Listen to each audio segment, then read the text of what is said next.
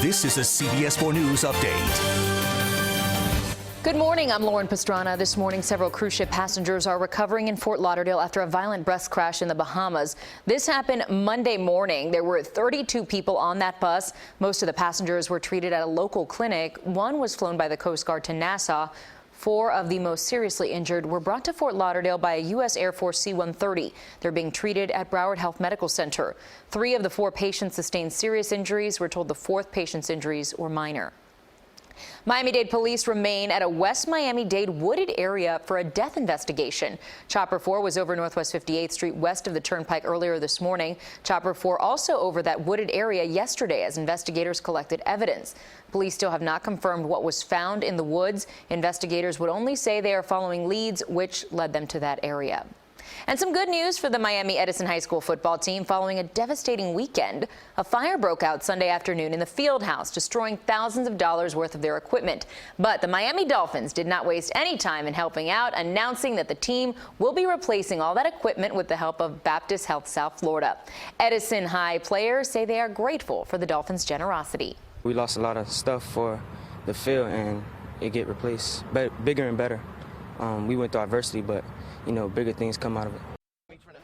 Investigators are still trying to determine the cause of that fire. Virgin Trains breaking ground on a new phase, a line that will run from Miami to Orlando and eventually to Tampa. The trains are already running from Miami to West Palm Beach. The new phase will connect South Florida to Orlando International Airport on 170 miles of track. Virgin Trains is spending $4 billion to pull this off. The new phase should be built by 2022. Now, CBS 4 weather with meteorologist Lisette Gonzalez. Good Tuesday morning. It's a warm, muggy start with plenty of sunshine as we look from our Broward camera in Fort Lauderdale. 85 in Miami, 83 in Fort Lauderdale, 84 in Key West. It already feels like the 90s in Broward, Dade, and through the Keys. Right now, the breeze out of the southwest, 5-7 miles an hour, calm in Homestead.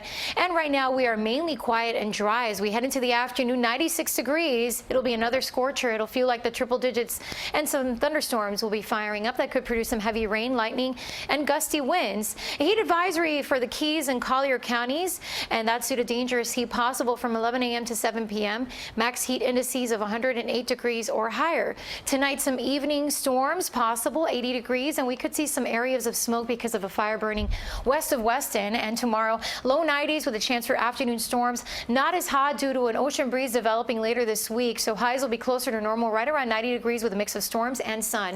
Back to you. Lisette, thanks. That's the news for now. You can always find us on CBSMiami.com and tune in to CBS 4 News at 5, 6, 7, and 11 for all of today's important headlines.